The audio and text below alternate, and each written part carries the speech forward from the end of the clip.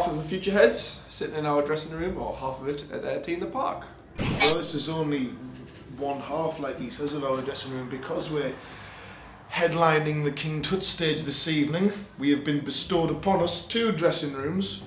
So in this one, we're using this as a kind of a study, if you like. So there's some water for when studying gets a bit much. Some set list preparation. That's what we've been slaving over for the past 3 days. There's a bag with a computer and a game of Scrabble inside.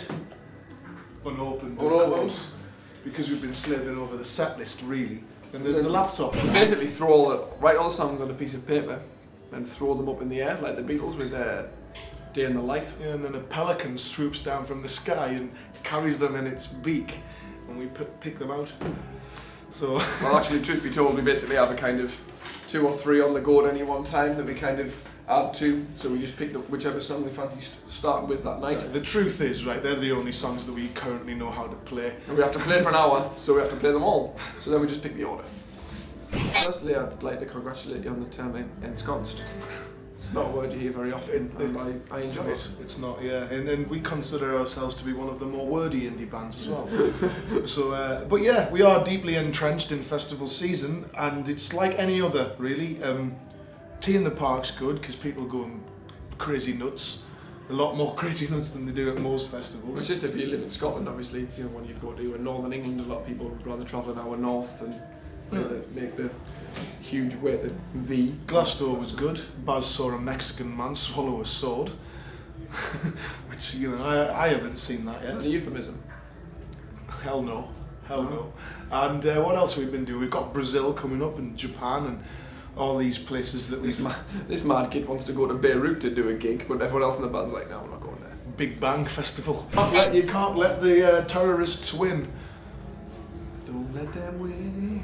Yeah, a lot of the time when you play in Germany, you think, what the fuck am I doing here? We're vegetarian, so you turn up, you can't have anything to eat for at least the whole day. We played one the other day in Germany, the biggest festival we've ever done there. There was tens of thousands of people to see us, and Baz got electrocuted every time he went to sing, which was reasonably amusing for like 3 seconds. Then when you've got to walk off stage in the middle of your set, you just feel you feel crap. You're like, what do you say to the crowd other than, oh, we're having some technical difficulties right now, please don't go away. You just think like, well, fine, if I were you, I would go away. I'd go and get a crib. We look amateurish, frankly. We're electrocuting ourselves. But that got sorted and the gig was actually pretty good. But that was probably the worst thing we've ever had happen to us at a festival.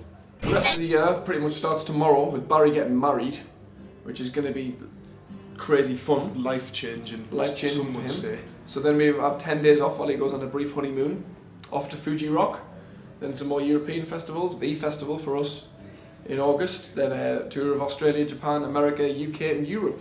Brings us up to Christmas.